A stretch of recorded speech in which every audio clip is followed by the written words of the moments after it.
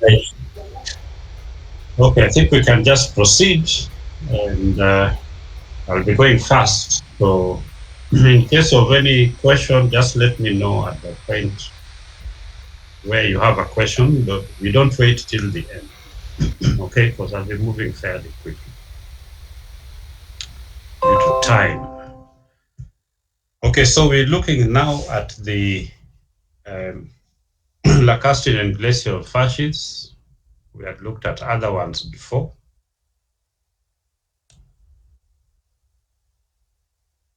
Okay, so we start now with the Lacustrine depositional system. In terms of the depositional setting, lacustrine basically means lakes. So these are lake facies. So we find that lakes basically have varying size, shape, depth, and salinity. You know about Lake Victoria being the lake in the world with the largest surface area at about almost 70,000 square kilometers. We have Lake Tanganyika, which has a depth of about 1,470 meters. So that's the deepest lake in the world. And then we have other lakes like Lake Baikal, which is referred to as a sea in the European areas. So that's quite something there. The shape, of course, vary quite a bit. We have the rift lakes, which tend to be longitudinal. Lakes like Victoria are saucer shaped. And then we also have lakes that have varying salinity. So lakes can be freshwater to very hypersaline. And they have hypersaline lakes, we may find them in desert areas and other places. So waves and storm currents are important in shallow waters, just like in the shallow oceans. And turbidity currents and river underflows are important in deeper water. In lakes, we see that biochemical and chemical precipitation is quite common, but you can also get we're talking about biochemical, we're talking about the precipitation of fossil forms of organisms, for example, like ostracods. Chemical, we could be having things like calcium calcite crystals forming on the surface, or calcium sulfate, or other types of materials. The other thing that we see is that there is a strong climate control on the sedimentation of lakes. So the hydrological cycle is quite important. The nature of the surrounding environment in terms of vegetation cover, the soil types are also quite important. And all of these interact with the climatic control on sedimentation. Lithologies are diverse, include conglomerates, sandstones, mud rocks, limestones, which can be of various types, oolitic or micritic or bioclastic or microbial. And then we have evaporates, charts. This should be mals, not marks. I'll correct that, mals, evaporates, charts, oil shales, as well as coals. Textures are quite diverse, and structures similar to those in the shallow oceans. We see waveformed ripples, we see desiccation cracks, we can see rain spots, and also stromatolites, and particularly along lake shoreline sediments. In some cases, they are associated with spring deposits of calcareous tufa, of travertine.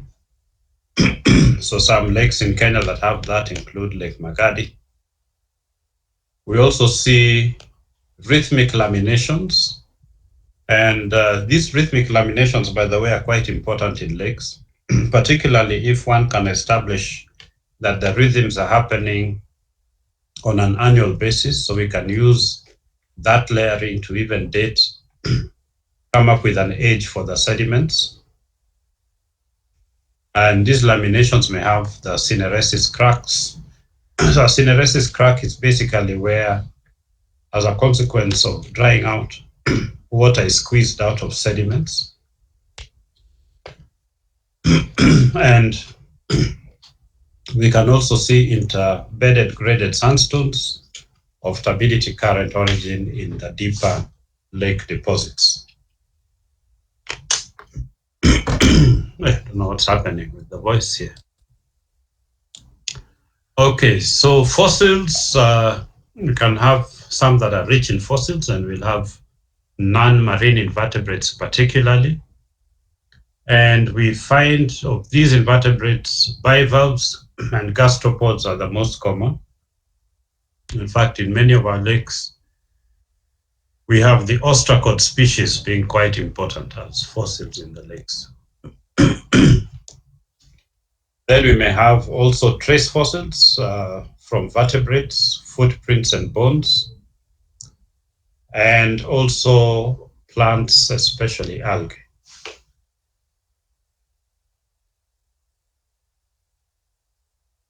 In terms of the facies successions, these basically reflect changes in water level through climatic or tectonic events.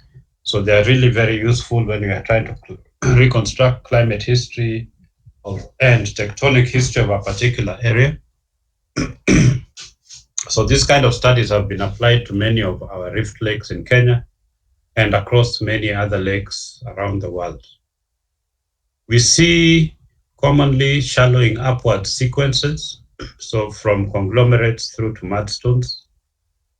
And in this particular case, instead of seeing the kind of successions that we've been seeing in alluvial systems, here they may be capped by exposure or pedogenic horizons. Okay, so you might end up with a very dry surface showing a fairly long exposure surface or a soil or pedogenic horizon. The facies associations, we see that they commonly have fluvial as well as Aeolian sediments. And these can actually be determined just on the basis of a lithological inspection. Aeolian sediments can also be discerned from using things like granulometry and other factors. We might see that a bit later on. We also see many soil horizons because lakes tend to dry out completely during certain points in their lifetimes. Remember that they have a very strong climatic control. And then we can also see mottled and marmorized mud rocks, as well as limestones. Okay, then we move on to the second one, which are the ancient glacial depositional system. So systems associated with glaciers. Of course, within the tropics, we have our small glaciers on Kilimanjaro, Mount Kenya, and the Ruwenzoris. Although these ones are fast disappearing as a consequence of climate change. So the deposition environments are quite widely varied. We see that these sediments will form beneath glaciers, within glacial lakes. So glacial lakes are basically lakes that are formed at the foot slope of glaciers as a consequence of their melting. Then we also have glacial outwash plains where sediments are spread as the glacier melts, and if it is not a depositional basin per se, but just a flat area, these sediments will spread out there. You'll also find them on glacial marine shelves as well as basins. So the processes that are acting there are many. These include moving of the glaciers, the melting of the glaciers themselves, the meltwater streams that they generate, meltwater density currents, as well as debris flows. And in the oceans, we have the icebergs. Lithologies here are also fairly quite distinct. We have a variety of conglomerates. So they can be described as being polymictic, muddy to pebbly conglomerates. So we normally refer to these ones as diamictites and mixtites, and some of which may be tillites, which are basically formed by deposition underneath a glacier as it scours the sediment into very fine, scours and grinds the sediment underneath into very fine, a mixture of fine and coarse sediments as it moves slowly downslope. The other lithologies we see are sandstones and also muddy sediments with dispersed clasts, which we refer to as drop stones.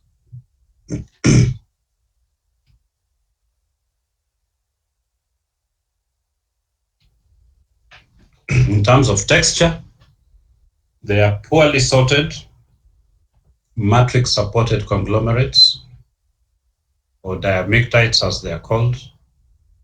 And these can move on to better sorted clasts, supported conglomerates. And this occurs where reworking or sedimentation has taken place. And then you also have angular clasts, possibly with striations and facets, as well as elongate clasts, which may show preferred orientation. So these are some of the textures that we see. So just to mention that on the basis of, in relation to the mountains that we have, the sediments that are deposited by glaciers are also referred to as moraines. So you may come across that term, which is normally quite used also in description of the sediments that have been laid down by the receding glaciers in the tropical regions. That is a common word that you will come across. Okay, so any questions on these guys? Quick ones before we move to the next. This one was on lacustrine and glacial facies.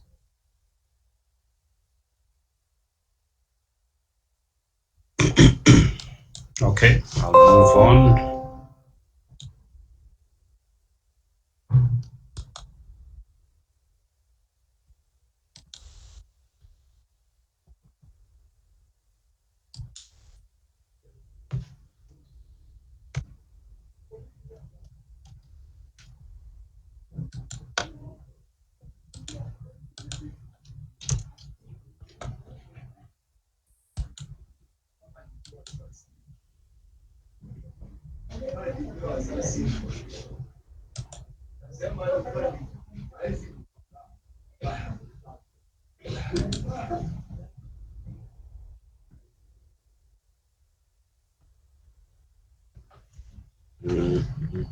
Where is this thing?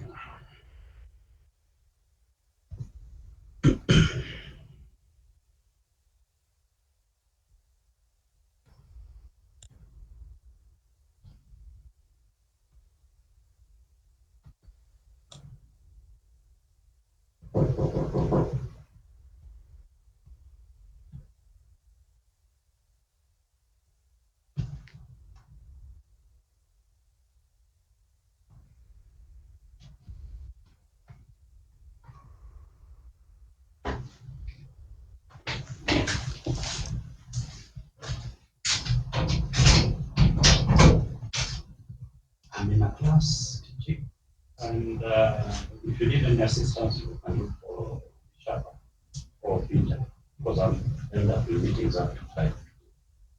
Yeah. Just go to the secretary, they can direct you.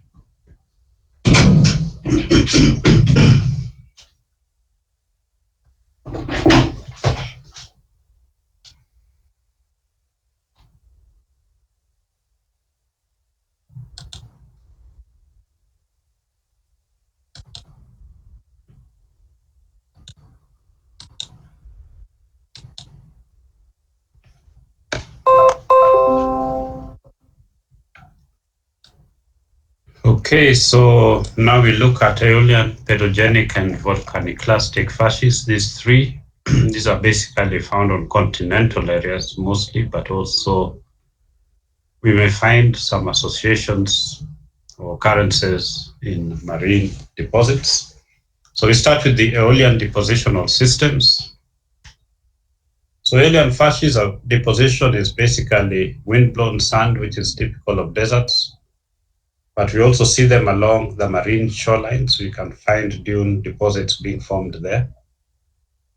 Lithologies, these ones are very clean quartz-rich sandstones having no matrix or no micas also. And we may also have carbonate dunes, or refer to them as aeolianites.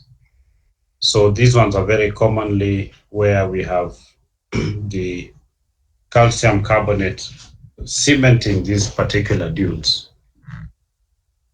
In terms of textures, being Aeolian, they are very well sorted, well-rounded sands, sand grains, sometimes referred to as millet seed, possibly with a frosted or dull appearance. And the reason that they have that frosted appearance is because of constant collision of the particles as they are being moved around in the wind transportation media. Sandstones will commonly be stained red through hematite. So we see the red staining is related to that. And the pebbles themselves that we see may be wind faceted. So they might not be carried around, but they're moved around along the ground by wind. And the smaller particles which are being carried in the wind, impacting on their surfaces, result in their being shaped.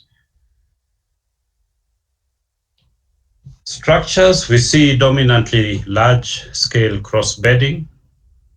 And here set heights can be several meters to several tens of meters.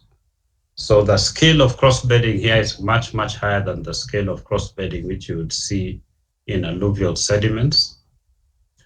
The crossbeds also dip at fairly steep angles, up to about 35 degrees. They are also characterized by the reactivation surfaces and master-bounding surfaces, so similar to what we saw in the fluvial systems.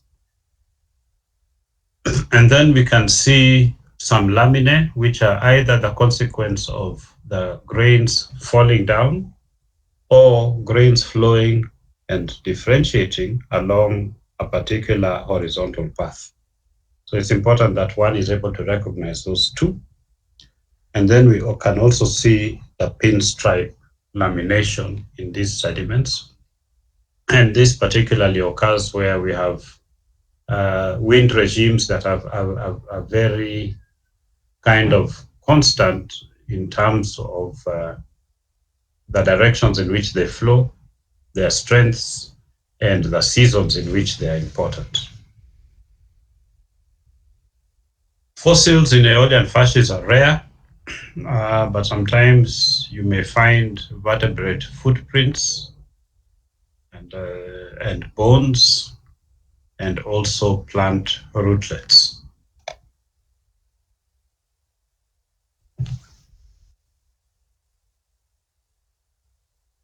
So in terms of the geometry, some of them can be quite laterally extensive sheets of sand.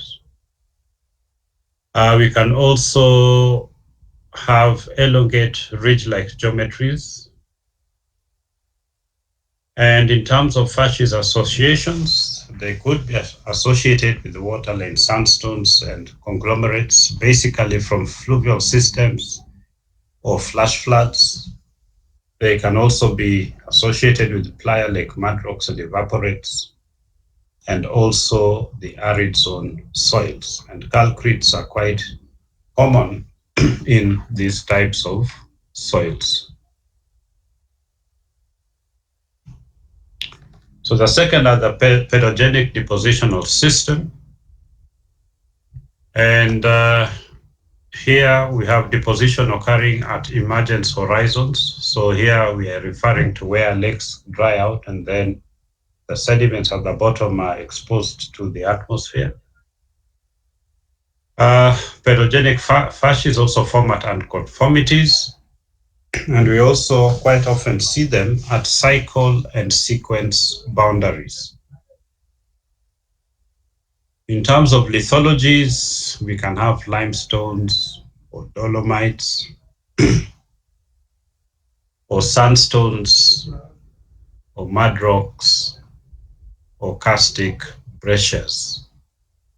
So these are common lithologies of the pedogenic facies.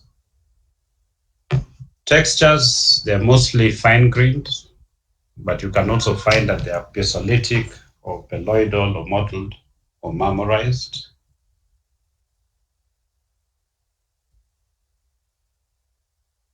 In terms of structures, we have massive, laminated, nodular, intraclastic, rhizocretions, sheet cracks, tepies, paleoclastic surfaces, as well as potholes or vats.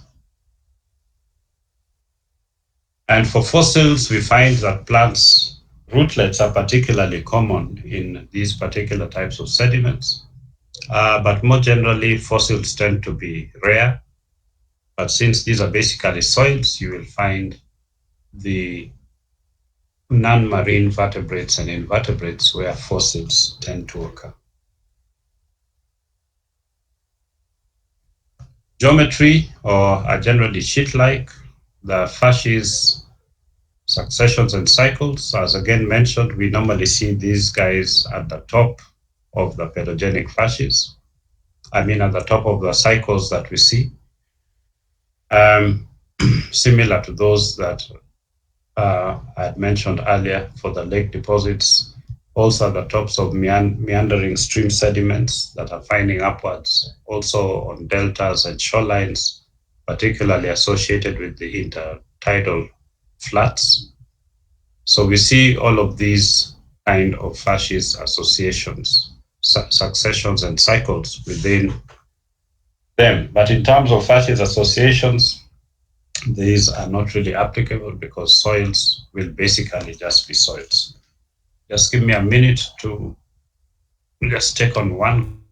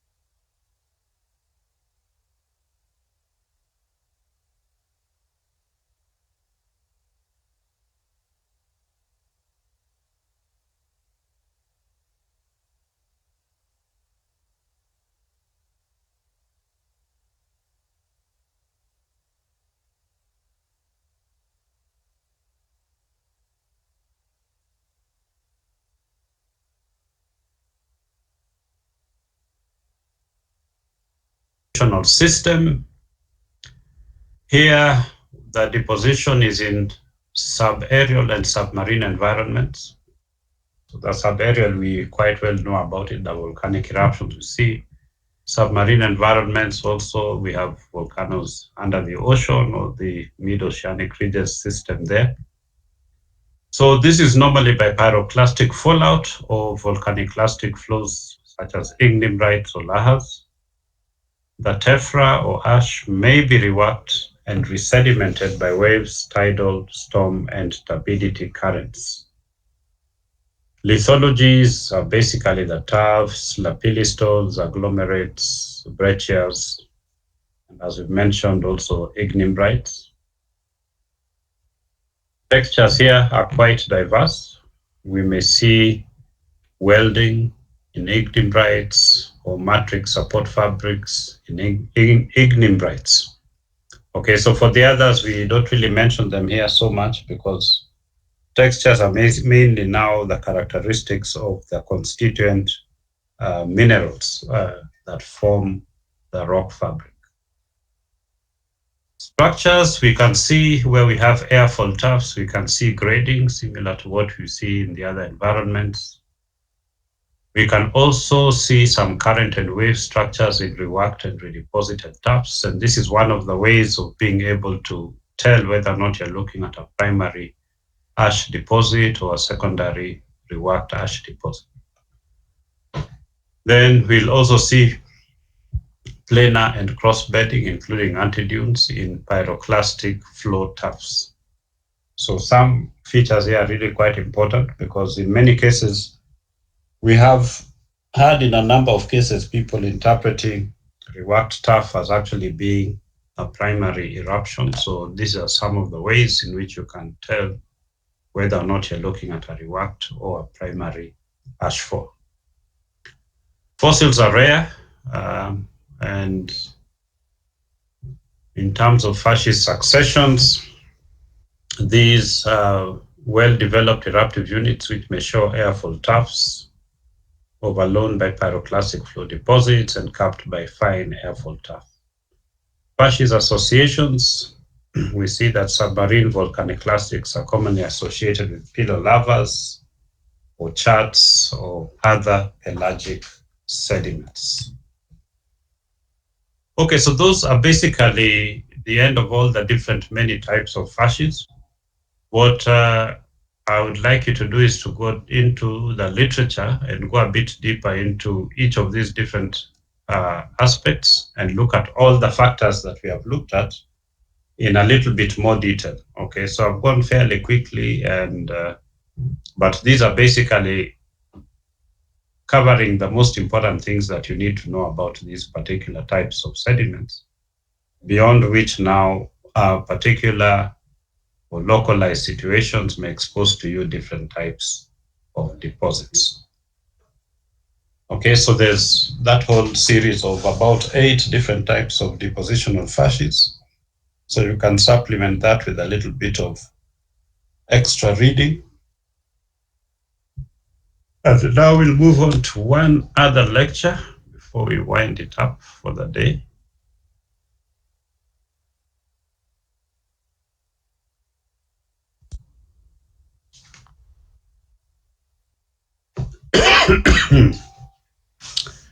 All right, so let's look at now the formation of coal and oil.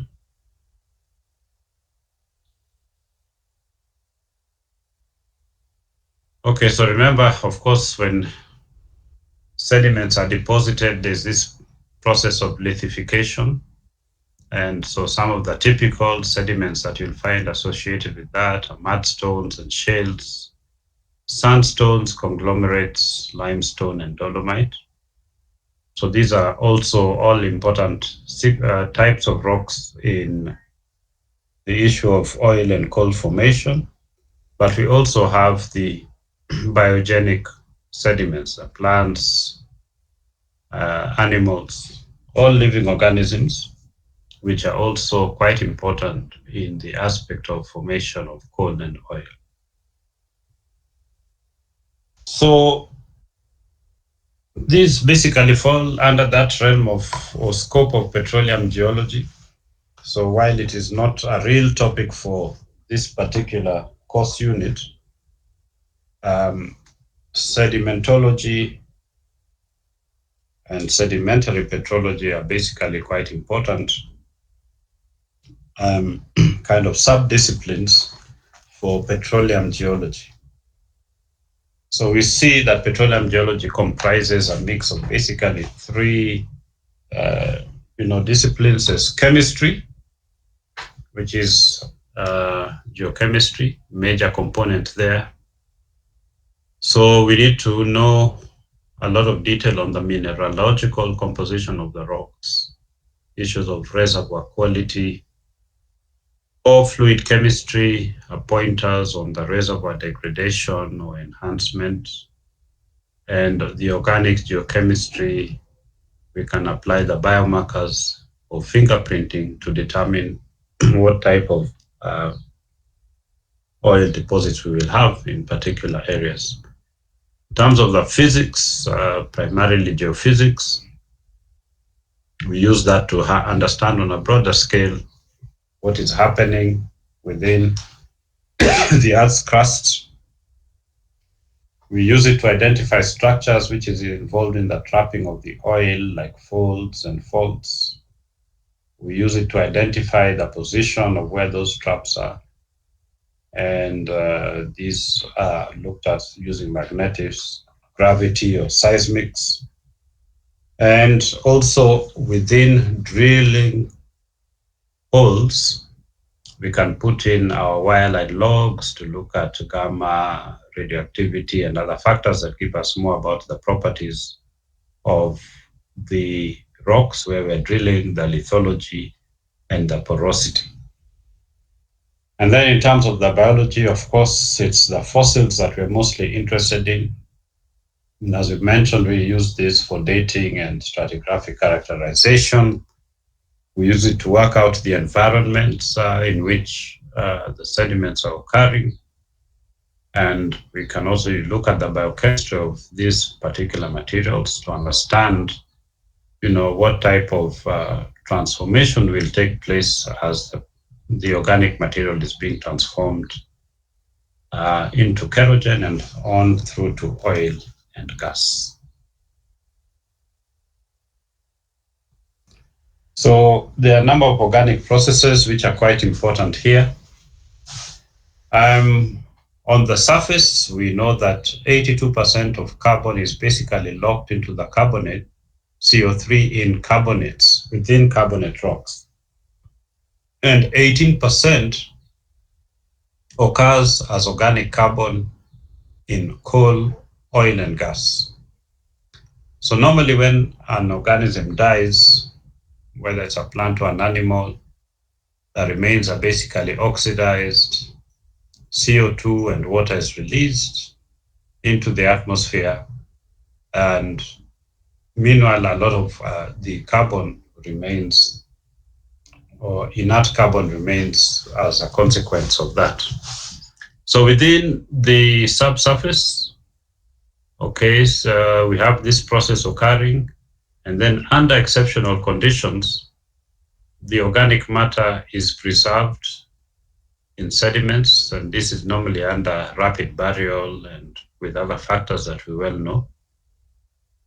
And the composition of this organic matter will influence whether or not that organic matter can produce coal, oil, or gas.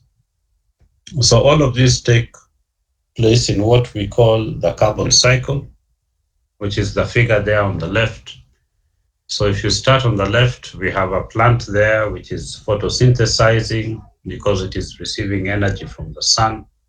So it grows its stem, branches, leaves, roots, etc. And then eventually it will die and decay, and as it dies and decays, it is transformed slowly into fossil fuels.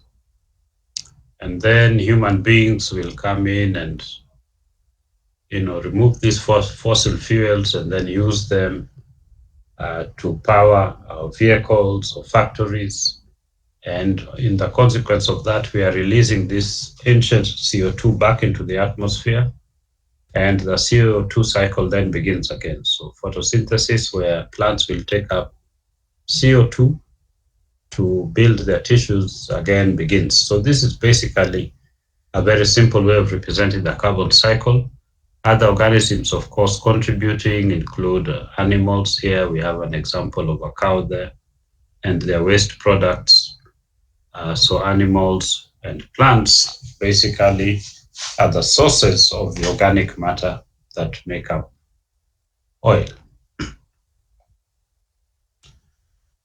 So we have our organic sediments and rocks. So sometimes we use the term carbonaceous, which means that they are rich in carbon.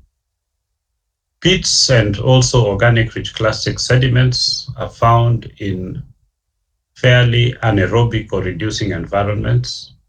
So we find these kind of sediments in mires, in lakes, even in the oceans. And there are basically four major types of peats.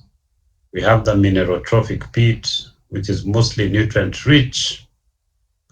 And we have the groundwater fed mires being where they're normally found. So these ones are normally found in floodplains, in delta plains, also in coastal plains. And then we have the ombrotrophic peats. These ones are quite nutrient poor, and they are found in rainwater fed mires. So these types are normally found in areas that are fairly high altitude in terms of above sea level, but they are also found in, they're found in these relatively high but flat terrains. So ombrotrophic pits are basically rain fed. And then we have the gitia, which are organic rich lake sediments. That's basically the name for them. And these are common in all the lakes around the world. And then we have sapropel, which are organic rich marine sediments. Okay, so these are basically the types of organic carbonaceous sediments that we have.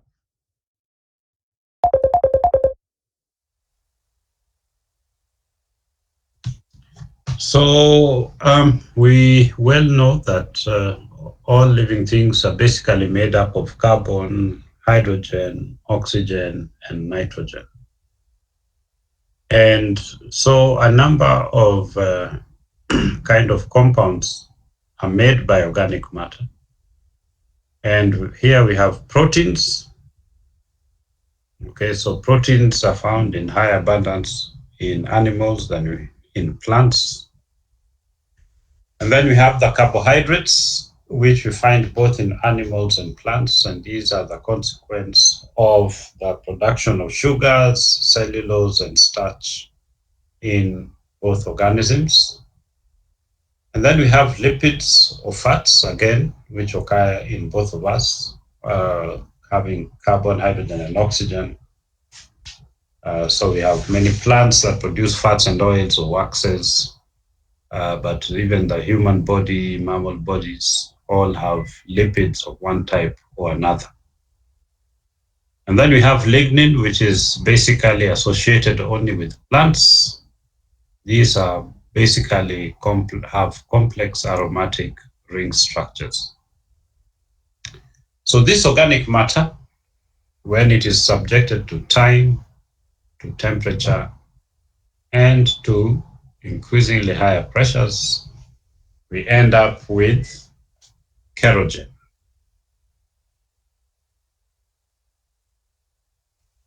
Now, coal itself is simple because it's basically the result of compaction and geothermal heating. So just these two main factors, compaction and geothermal heating, and a big proportion of this compaction occurs during the peat accumulation stage. Now, the peat accumulation stage is a stage that occurs fairly close to the surface of the earth.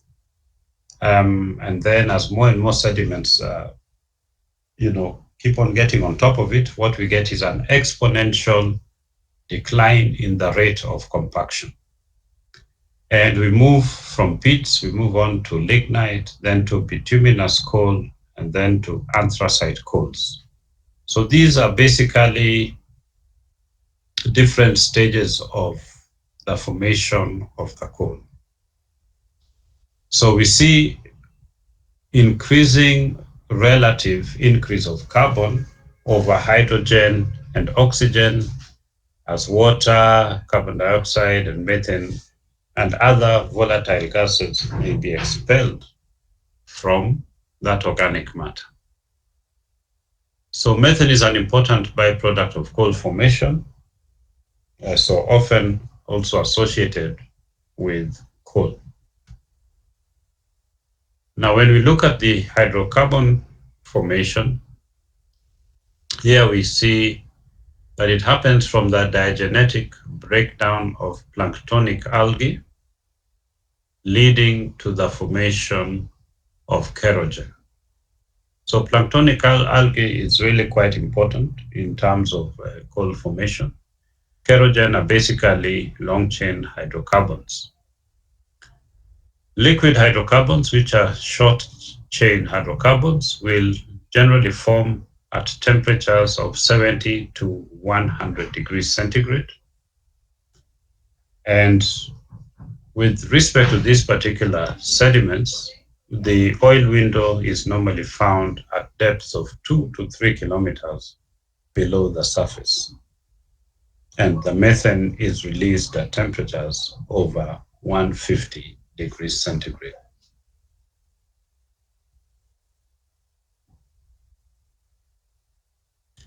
So we have 5 main components for an oil accumulation. First of all, we need an organic rich source rock to generate the oil and gas. So as we mentioned, algae are particularly good, sources of organic matter to generate this. So we need that organic rich source rock. And then the source rock must have been heated sufficiently to yield the petroleum that it is holding. So this petroleum that is holding go into carrier beds, eventually then into areas where they're trapped. So the point number 3 is that there must be a reservoir to contain the expelled hydrocarbons. And reservoirs must have 2 critical properties. They must have a high porosity, basically to hold the hydrocarbons, and a high permeability to allow that hydrocarbon fluid to be able to flow. Component number 4 is that the reservoir must be sealed by an impermeable cap rock. So these cap rocks can be any impermeable type of rock. They could be shales or evaporites, etc. So this will prevent upward escape of hydrocarbons to the Earth's surface, so they tend to accumulate within that reservoir.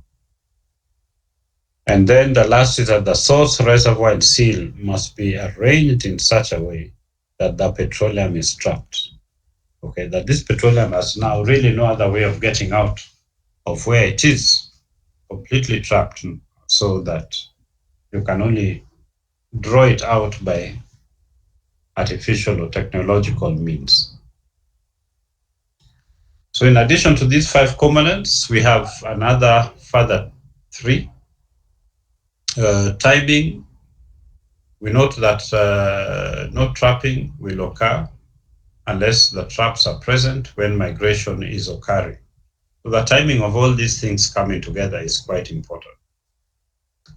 The second is the issue of maturation. So you do not get petroleum if the source rock organic matter does not mature. And then thirdly, you do not get no accumulation if the petroleum doesn't migrate from the source rock into the reservoir rock. So those are 3 other different requirements. So the types of kerogen that we have what is called type 1, which is kerogen from algal materials. This one basically is considered to produce the best oil and is quite lipid rich. Then we have the type 2, which is from herbs, herbaceous kerogen. Again, this is a good oil source and may include zooplankton. Type 3 is the woody kerogen, also called the coally, or leads to coally types of materials also. So it's a good source of gas and also rich in humic components. And then there's type 4, which is the amorphous kerogen.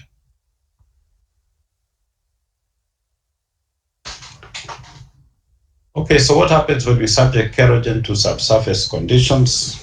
So we have our kerogen here. Diagenesis initially takes place in the shallow subsurface. Temperatures are generally normal pressure and temperature. Here, methane, carbon dioxide, and water are released as gases. And we see an overall decline in oxygen and an overall increase in hydrogen and carbon. So as we move to the catagenesis stage of transformation, this happens deeper in the surface at higher pressures and temperatures. So we get at this, in this particular point, oil and gas can be released, and there's an overall decrease in hydrogen and carbon within the sediments. And then eventually we move on to metagenesis. And here we have metamorphic processes occurring, high temperature and pressure conditions also. And what results is eventually that even the hydrogen is lost and only carbon remains. And this carbon then transforms into graphites.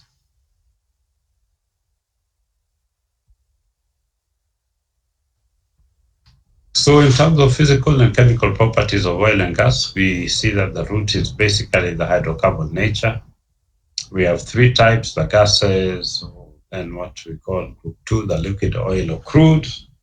And then the third group, the plastic, which we have asphalts, coals, and also kerogen. And the gases, we basically have two types, mainly dry methane and also wet ethane or propane.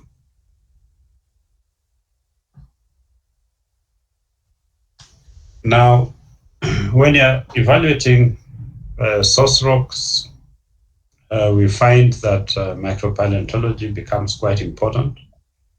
So in the evaluation of source rocks, we have 8 steps which are normally taken, which are listed here.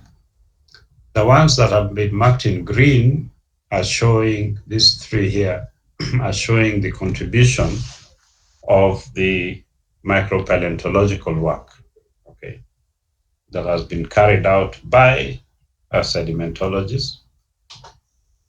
So we can deduce things like the age of strata. We can use that information to correlate wells, and we can use it to reconstruct the paleoclimate as well as paleoenvironment of a particular region. So these 3 are basically quite important elements to remember and also to use when you're doing, you're basically looking for these oil deposits. Of course, there are other factors, other methods which are basically used, where we use micropaleontology to understand better our source rock. We can use it in the interpretation of seismic reflection data. And in many cases, it is used even to test whether or not the interpretations of the seismic data are correct. We can use them in refining sequence stratigraphy, and I'll indicate to you 1 or 2 cases where that is done. It is also used in subsidence analysis, as well as in thermal analysis, thermal history analysis, as well as in helping to guide actual drilling.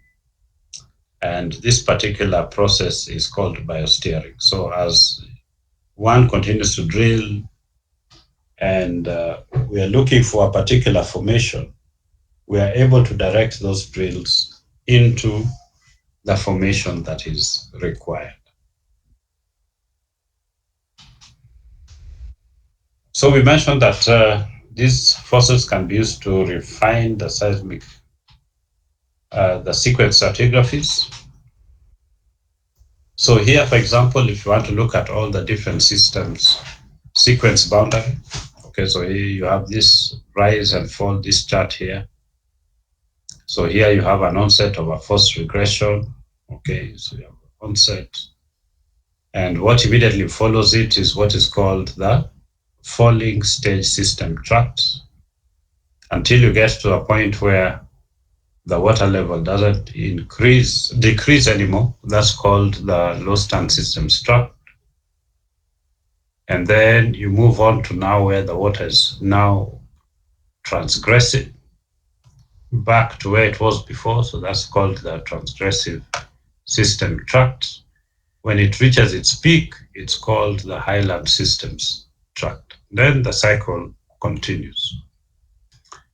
So the sequence boundaries formed by these types of sediments will be characterized by abrupt truncation or decrease in abundance and diversity of marine fossils.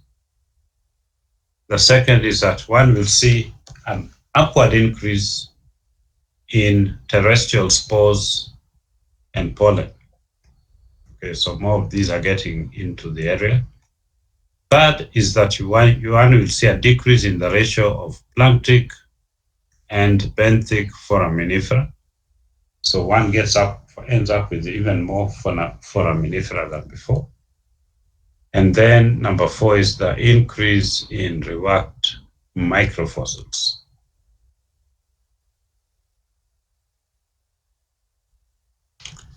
So the transgressive surface, also referred to as the marine surface, flooding surface, is characterized by a number of factors. One, you see a marked increase in marine fossils. And going more in detail into the maximum flooding surface, we see here there's the peak abundance of planktic microfossils, including the planktic foraminifera. Then we also have calcareous nanofossils and also dinocysts. The second, remember, this is a transgressing body of water. So we end up also having, yep. Okay, so we end up having the deep water benthic microfossils appearing in that sequence. And also because of that deepening in the oceans, now you're getting less and less dissolved oxygen within it. So you begin to see the dominance of low oxygen tolerant benthic foraminifera, as well as other types of infaunal foraminifera.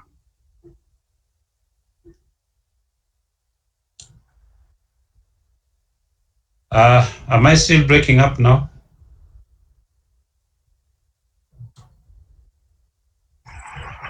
No, you are okay, Professor. Oh, so it's Brian who is having a problem with his internet.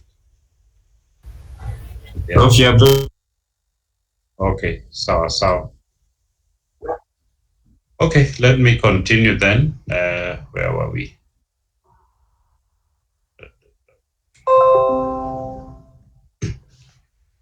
So again, in this maximum flooding surface, we see the minimum terrestrial spores and pollen because now the ocean water has transgressed into the land sequences. So where materials are coming in from the continents into the oceans has been pushed back into the hinterland.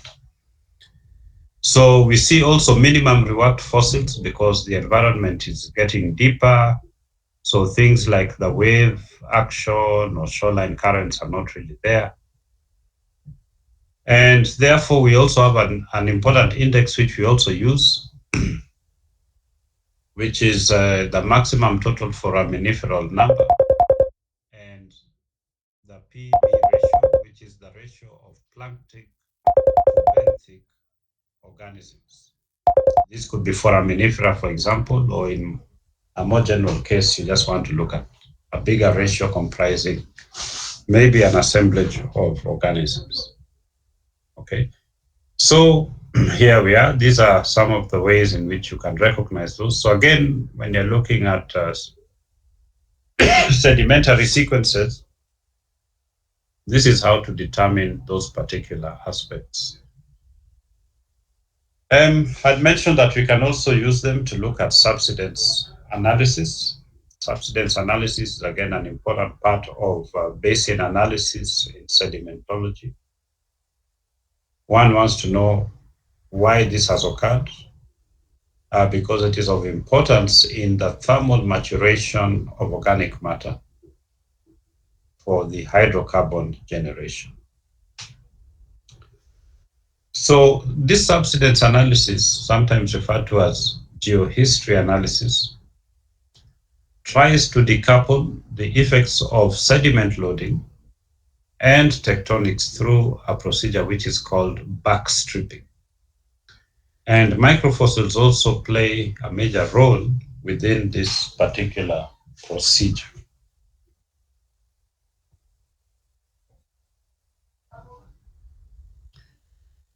Okay, so here we are now basically trying to effect a process of backstripping just to remove that effect, that subsidence effect. So first we look at our stratigraphic column and then divide it into finer time slices whose ages are accurately determined by biostratigraphy. So these ones which are colored in red are where microfossils play an important role. And then we can further use magnetostratigraphy as well as isotope stratigraphy. So then we have divided our stratigraphic column into time slices. So now we decompact our time slices to their original thickness by measuring the changes in porosity with depth. Okay, so you might be able to measure porosity using core plugs. So you have drilled into a particular area, you're bringing out continuous sections of sedimentary cores, then you evaluate the porosity there. Or you estimate it from the petrophysical log. So you can estimate porosity, for example, from the gamma ray density using a wireline log or other types of instruments. So the compaction is lithology dependent. So you have to know also what type of materials they're looking at. So it would be quite high in shales and low in sandstones and limestones. So then once you have decompacted your layers, you add them one by one to the basement rock. So you can also then, in step 3, correct those compacted thicknesses. You can correct them for the depth of water where they were formed, as well as for eustasy, which is uplift in that particular area, so as to know the compaction and tectonic contributions. So how do you do corrections for water depth? This is done by interpreting the paleobathymetry of the recognized time slices. And in this regard, all the evidence of the paleobathymetry is considered to constrain water depth as accurately as possible.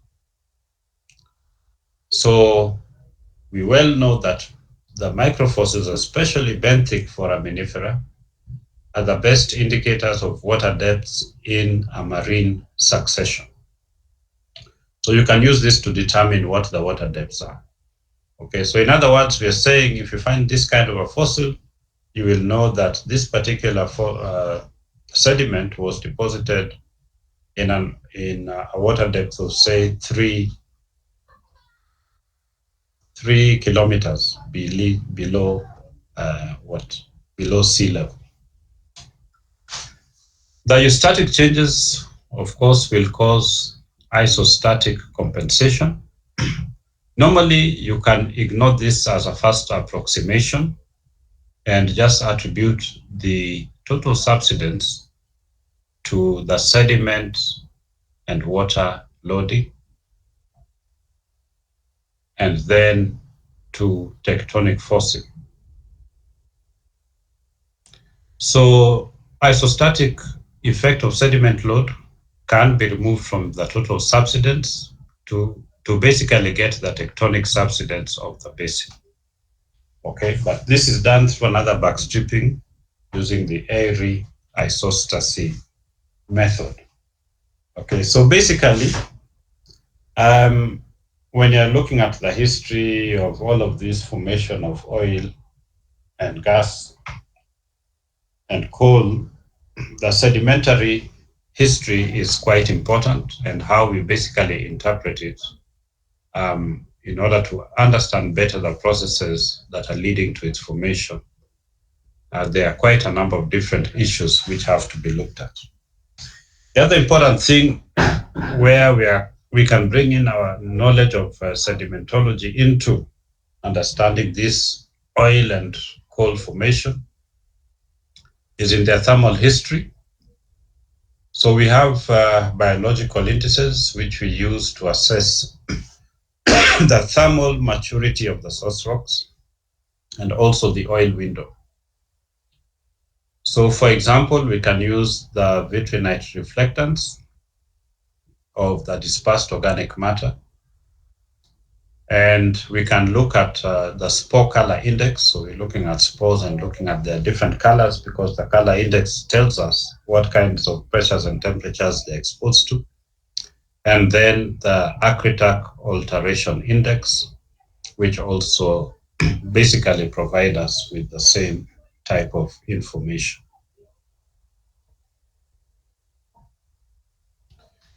So here is a diagram showing the oil window and some of the biological indicators of the thermal maturity of our rocks. Okay. So remember, we had talked of the different types of kerogen here. So there was type 1, type 2, type 3, and type 4. You recall type 1 is basically that one produced by algae. Type 2 is produced by the herbaceous types of material. So these are basically some of the best that we are looking at. So type 1 and 2 source rocks will become mature for generation of oil when the spore color index ranges from 3 to 6. Okay, so let's say, for example, you have identified those types of guys, hydrocarbons actually exist. Then if you're looking also at the spore color index, and here is, of course, maybe a sediment core, you're drilling, looking at what's happening. So you're going through from zero depth down to, say, 6 kilometers. Okay, so here we are going down here, keep on moving. We have monitoring here the temperatures. We can work that one out. We are looking at the vitrinite reflectance. We are looking at the spore coloration index, and also the alteration index for the acritacs. And which other one? Yeah, acritac alteration index. So then, spore color index have that ranging from 3 to 5. We know we are in a kind of an oil window zone. And vitrinite reflectance values, okay, are useful when we superimpose on the subsidence curve to decify the time of formation of hydrocarbon in the basin. Okay, and then there are some of these thresholds which we basically also use that are fairly useful in helping to determine the different areas of where we have them. Okay, so we can have different types of hydrocarbons, as we mentioned, the biogenic methane, not very mature stuff here. And then we have the heavy hydrocarbons, we have the light hydrocarbons, and we can have more methane down here at the bottom.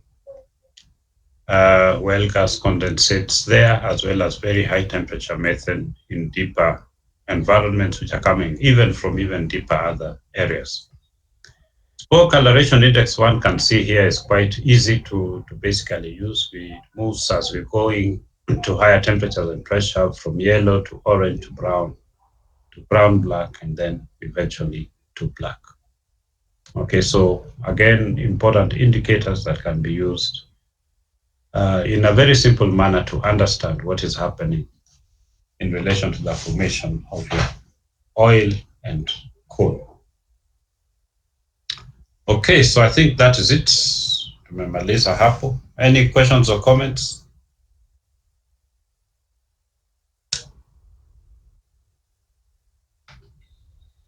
So you were saying something about this part of the presentation that it was isn't part of the course, something like that. I Sorry, didn't know quite. what I say? The petroleum geology part that you just presented on. Yeah. I thought I heard you saying something about it not being part of the coursework. I didn't quite get that part. No. What I'm saying is that we are not actually doing petroleum geology in this course. Yeah, but I was saying that sedimentary geology and sedimentology are quite important in understanding the issues of formation and oil, and that is the perspective that we are looking at it. Okay, the contribution of sedimentology to this uh, issue of petroleum geology. Is that okay or clear? Okay.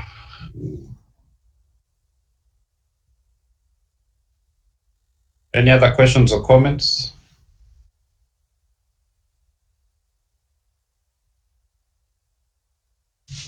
All right, so I hope you're getting on well with the assignments.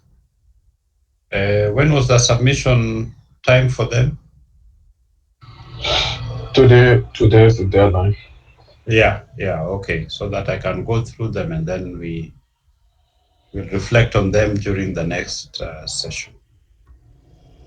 So what is the schedule for it?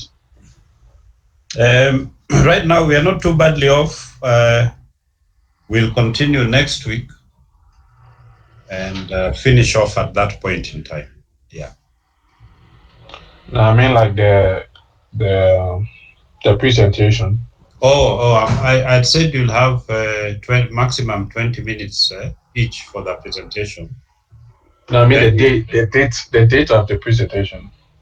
it's when we are meeting next. Our next meeting is supposed to be Friday by 2. Is it on Friday? Yes. Just a minute. Let me check my calendar. I was thinking it is Friday. But this Friday we also have research methodology presentations. Let me see.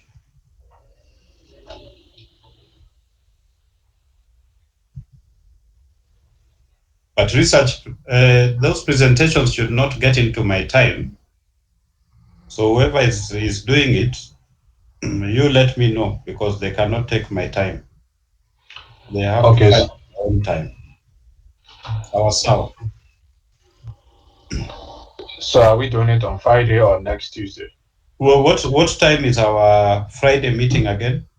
2 o'clock, 2 to 4. Yeah, so we do it on Friday, 2 to 4. So you can hand in. Are you ready to hand in today? I can give you some more time up to Wednesday. Uh, are we supposed to hand both the PowerPoint and the Word document? Because we handle in the Word document. Yes, both. Oh, okay. So I give you time up to tomorrow. Okay, sawa. So tomorrow 5 p.m. All right.